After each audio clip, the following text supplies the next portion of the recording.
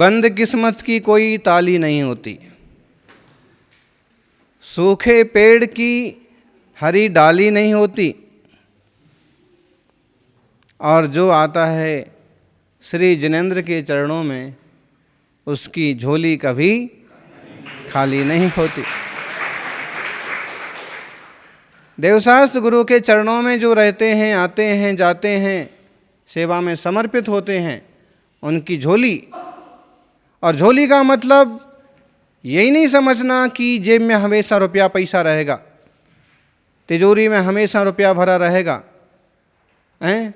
एक नेताजी आते हैं और अक्सर कर बोलते हैं कि भगवान से प्रार्थना है कि गुरुदेव का गला अच्छा रहे और हमारा गल्ला अच्छा रहे, क्योंकि वो बड़े भक्त हैं। लेकिन ये वाक्य, इसका अर्थ है जो करते हैं वो, कि गुरुदेव का गला अच्छा रहे मतलब स्वास्थ्य बढ़िया रहे। और अभी तो कोरोना जो है ना, सीधा वो गर्दन पकड़ता है ना, गला ही पकड़ता है। खांसी होगी, सर्दी होगी, हैं? अभी भैया बता रहे थे ना, WHO ने घोषणा की है कि बचाव ही उपाय है, यही ना? हैं? सावधानी ही रास्ता है।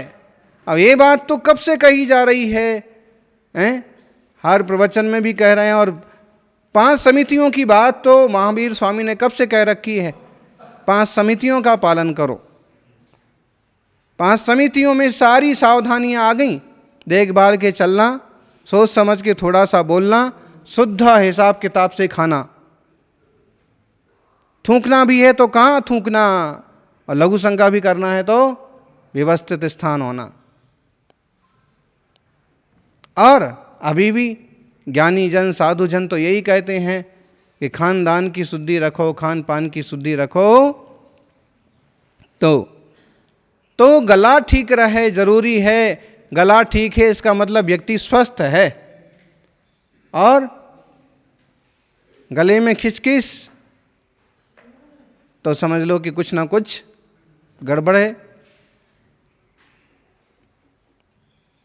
अभी इस बीमारी के लक्षण में तो यही बताया जा रहा है, खांसी चालू होती है, छींक आती है, गले में थोड़ा सा दर्द होता है, फिर धीरे धीरे छाती में दर्द होता है, दिल में दर्द होता है, फिर फेफड़े जाम हो जाते हैं और आदमी का काम हो जाता है।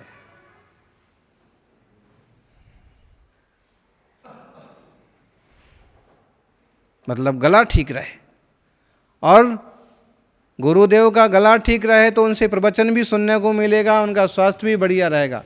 और ग्रस्त का गला ठीक रहे, गला मतलब बोलो, गल्ला मतलब रुपया पैसा बराबर आवक बनी रहे। यानियों झोली का मतलब केवल इतना ही नहीं है कि गल्ला ठीक रहे, गल्ला तो ठीक रहना चाहिए। एक गृहस्थी के लिए बहुत कीमत है रुपए पैसे की, हैं? वैसे भी एक कहावत चलती है कि रुपया तो हाथ का मैल है। रुपया क्या है? हाथ का मैल है। और जब से कोरोना महामारी आई है तब से हाथ पूरी तरह से स्वच्छ हैं। क्या? बार बार हाथ धोइए। अब हाथ धो धो के हाथ इतने स्वच्छ हो गए कि ये हाथ का मैल ही नहीं निकल रहा है। तो रुपया हाथ का मैल, रुपया हाथ का मैल कहने को कह देते हैं, और मोक्ष मार्गी मुनि ऐसा कह भी सकते हैं कि मैल है इसलिए छोड़ दिया। लेकिन वास्तव में गृहस्थ के लिए रुपया से बड़ी कोई दूसरी चीज पुरुषार्थ सिद्धि उपाय में 11वां प्राण कहा है धन को। और ये आप अच्छी तरह से जानते हो, जिसके पास रुपया पैसा बराबर है उसकी कीमत ज़्यादा होती है। यस्यास्ति वित्तम, हाँ, अर्थानाम या एते प्राणा बहिश्चरा पुंसाम हरति स यस्तस्य प्राणान हरति यो यस्य जनो हरत्यर्थान। यह पुरुषार्थ सिद्धि उपाय का श्लोक है कि जो व्यक्ति किसी दूसरे के पैसे को हरता है तो समझो वह उसके प्राण को हरता है। लेकिन हम एक दूसरा श्लोक बोल रहे हैं, यस्यास्ति वित्तम सनरा कुलीना सा पंडिता सा श्रुतवान गुणज्ञा सचैव वक्ता सचा दर्शनीया सर्वे गुणा कंचनमाश्रयन्ति।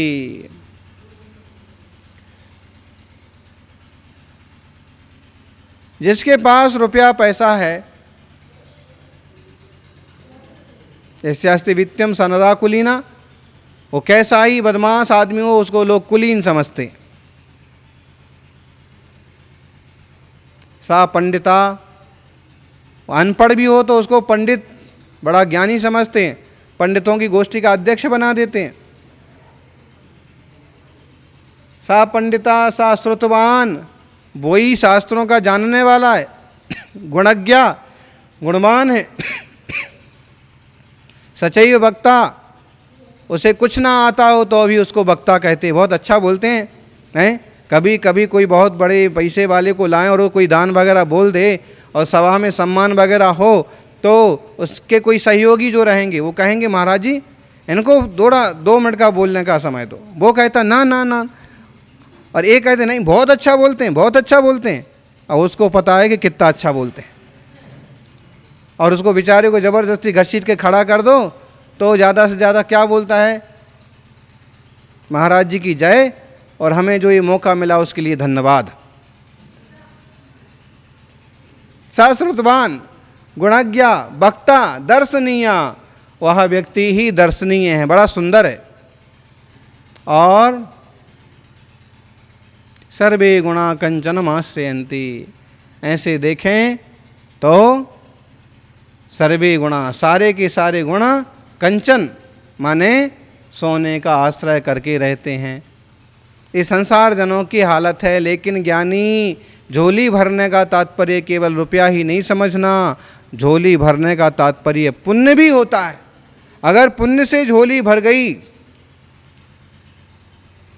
पवित्र परिणामों से झोली भर गई, तो रुपया पैसा धन आने में भी देर नहीं लगती।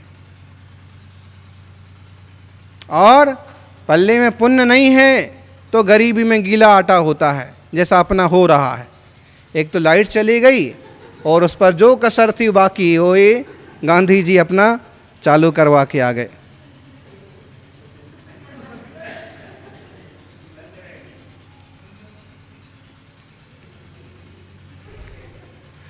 उस पर भी जनरेटर और चालू हो गया, उसका उपयोग कुछ हो नहीं रहा है। तो जो भी है जीवन में धन की, संपत्ति की पूर्ति तो होना ही चाहिए, लेकिन पुण्य की झोली भरने से। एक बात ये भी कही अभी कि बंद किस्मत की कोई ताली नहीं होती, ऐसा नहीं है सर्वथा। बंद किस्मत की भी एक ताली है, एक चाबी है। कौन सी है? वह है जिन भक्ति। जिन भक्ति की चाबी से कैसी भी किस्मत बंद हो खुल जाते हैं, ताले रास्ते निकल आते हैं कहीं ना कहीं से।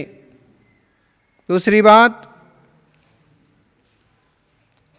सूखे हुए पेड़ पर भी हरी डाली, आजकल तो साइंस का ज़माना है, वो भी हो जाता है। और अगर ये दोनों चीज़ें ना भी हों तो ये पक्का है कि भगवान के दरबार से किसी की झोली खाली नहीं जाती। शांतिनाथ प्रभु के चरणों में बैठे हैं और सच्चे मन से जो भक्ति श्रद्धा सेवा करते हैं वो सच्चा फल पाते, अच्छा फल पाते हैं।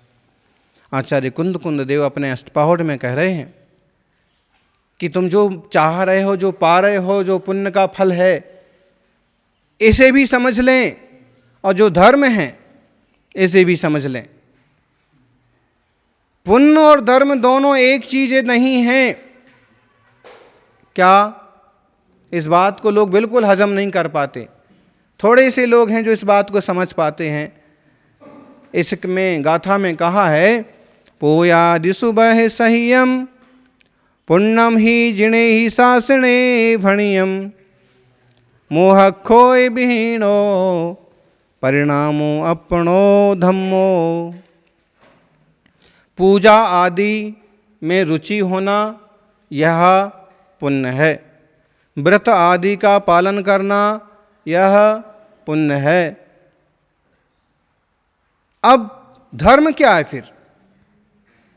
मोह और क्षोभ से आत्मा का निर्मल परिणाम, मोह और क्षोभ से रहित आत्मा का निर्मल परिणाम, वो धर्म है। ध्यान में आया? महाराज जी, माँ कहती है मंदिर जाओ, धर्म होगा। गुरुदेव कहते हैं माला जपो, धर्म होगा। कोई भी समझदार यही कहता है कि अगर नियम व्रत पालोगे तो धर्म होगा। अब इसमें तो ये कह दिया कि नियम व्रत पालना, मंदिर जाना, पूजा करना, ये सब धर्म नहीं है, ये सब क्या है? पुण्य है। धर्म क्या है तो फिर?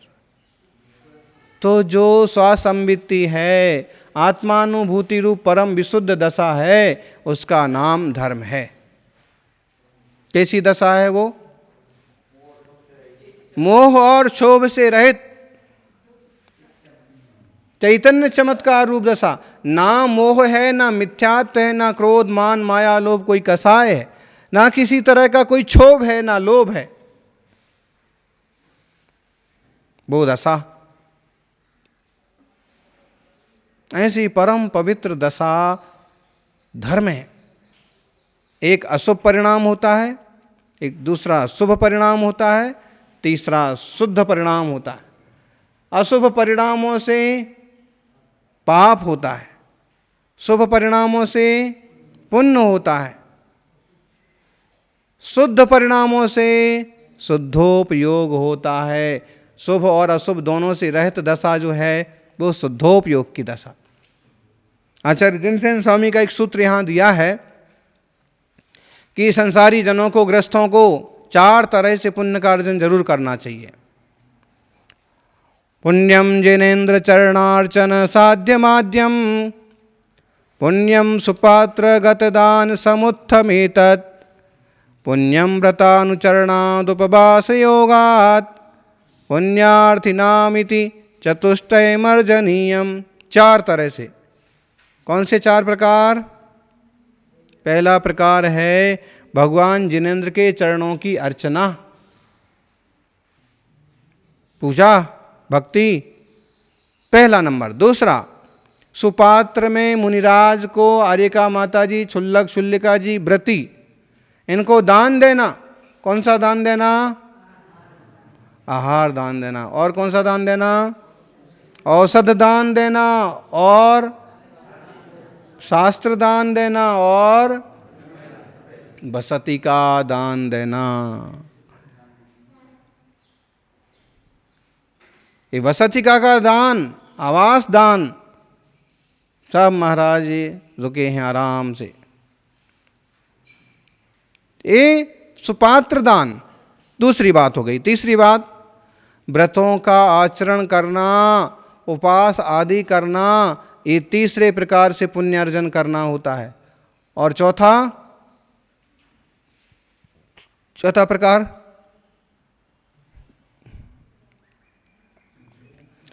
बोलो श्रेणिक,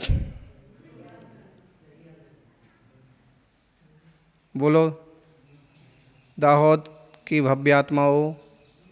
चौथा प्रकार कौन सा बोला अभी श्लोक में? उपवास करना।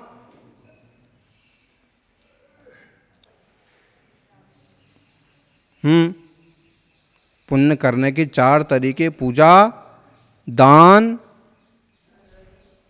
व्रत का पालन, व्रत का पालन मतलब जो भी नियम संकल्प लिया है उसका अच्छी तरह से पालन, और चौथा उपवास करना, एकासन तपस्या करना। इससे जो कुछ होगा वो शुभोपयोग होगा, और शुभोपयोग का मतलब पुण्य, और इससे पुण्य से मिलेगा स्वर्ग का सुख। देवाधिदेव चरणे परिचरणम सर्व दुख निर्हरणम काम दुही कामदाहिनी परिचर्यादादृतो नित्यम अर्हत चरण सपर्या महानुभावा महात्मना मवदत बेका प्रमोद मत्ता कुसुमो नेकिन राजग्रहे। समंत भद्र स्वामी के रत्नकृष्ण श्रावकाचार्य के दोनों श्लोक हैं, उसमें एक प्रेरणा दी गई है कि भाई जिनेंद्र भगवान देवाधिदेव कहलाते हैं, और देवाधिदेव भगवान जिनेंद्र के चरणों की सेवा करोगे, पूजा करोगे तो सारे दुखों का हरण हो जाएगा। अरे मानसिक संतोष तो मिलेगा ही मिलेगा, दुनियादारी के सुख तुरंत मिले ना मिले, एक तरह की शांति, एक तरह का भेद विज्ञान का मार्ग मिलेगा। दूसरी बात, इससे काम दुही, जो चीज़ें तुम चाहते हो, जो चाहते हो वो सब कुछ उपलब्ध हो जाता है। और काम दाहिनी, इस भक्ति से काम विकारों का दहन होता है, वासनाओं का, कसायों का। देखो, एक मेंढक का जीव एक छोटा सा पंखुड़ी लेकर के समोषण की तरफ उछलता हुआ जा रहा है। कहाँ की बात है ये? राजागृही की बात है।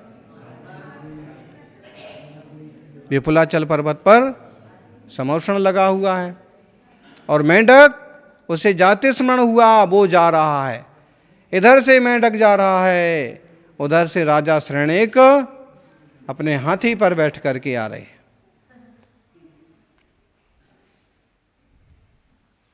फिर इतना सा मेंढक हाथी के पांव के नीचे आ गया, मर करके क्षण भर में स्वर्ग में देव हो गया।